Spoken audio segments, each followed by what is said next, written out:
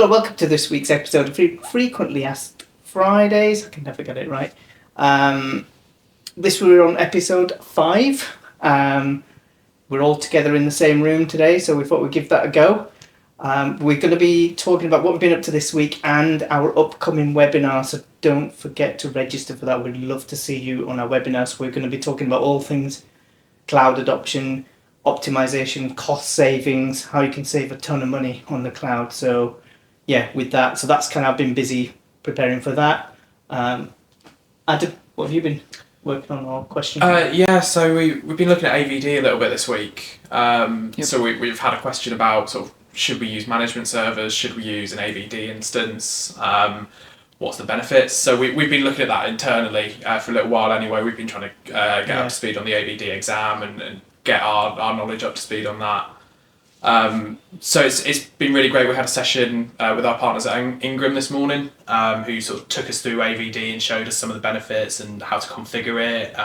Went into some details. Quite a bit of detail, looking at the host pools, the application groups, and sort of the difference between deploying the desktop and deploying the remote apps and things like that. Authentication options. Yeah, whether we're using Enter ID, whether we're using entry domain services, ADDS, sort of the benefits of those, the downsides of some of those. Really been sort of diving in depth with it, and it looks like a really good solution for that kind of management task, definitely within a landing zone, or if you need to sort of access your resources in the environment. It looks like a really simplified version of what we deploy already, so we can cut down, we don't need to use Bastion necessarily. We could just deploy that AVD pool and access the resources that way. So it looks like it could be a really good solution for what we need at the minute. So it looks like it gives us that kind of scalability as well. You know, I think one of the issues that we've run into with the management servers before is having 2 users per VM.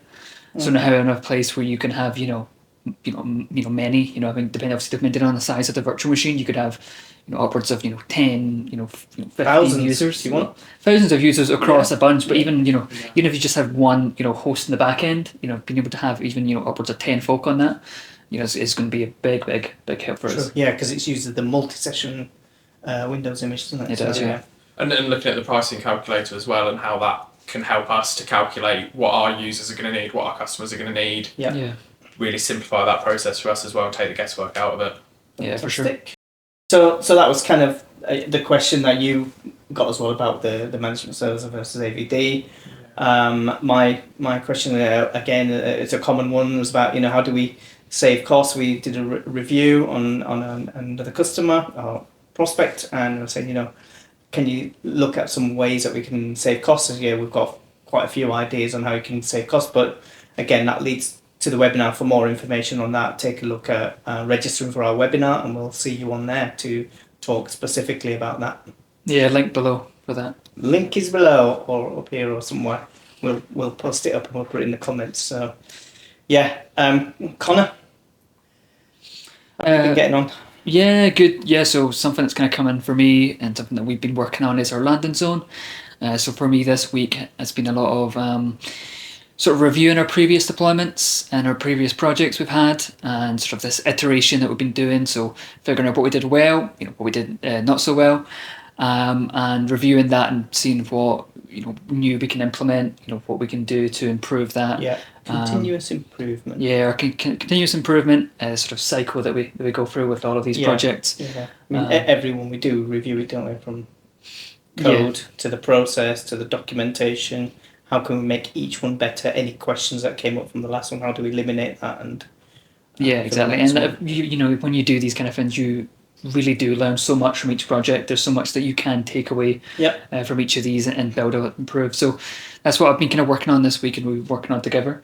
But in terms of questions that have been asked, something that's come up for me is about Azure policy.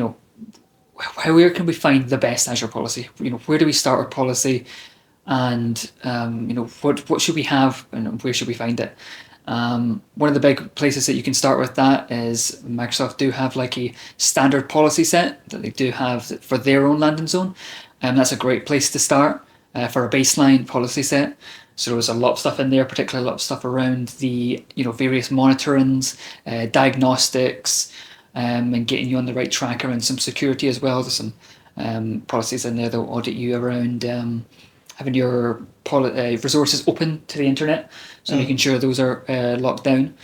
But beyond that, of course, you can obviously, there's definitely more to add there. I know for us, when we do our landing zones, we also add some of our own stuff in there that cover a wide range of other options. Oddly, one that's not in the Microsoft one is allowed locations. Really? So they actually don't lock down what locations you're allowed to deploy in. And so that's something that we have to add on to ourselves. And there's a few other bits and pieces like that we add on that just the Microsoft ones just don't cover. So. Or in their standard policy pack? In their standard policy pack that comes with the kind of, their landing zone. So there's been some updates, hasn't there, in that stuff. So what we're doing is we're going through, so we'll be talking to our managed service customers this week. So, say we're going to go through and update all the policies that we've got in there to a new policy set as well. So, yeah, I think short and sweet today. Yeah. Is there anything else? No? Okay. No, just make sure you're on the webinar. Exactly, yes. Do register for the webinar. Should be good. Yeah, next Tuesday, 21st. 21st. Yeah. 12 to 12:45, nice and short. Yes. Brilliant. Thanks, everybody. Thanks, guys. And let's now go and find some beer. Yeah, that sounds good. Cheers. Cheers. Cheers, guys.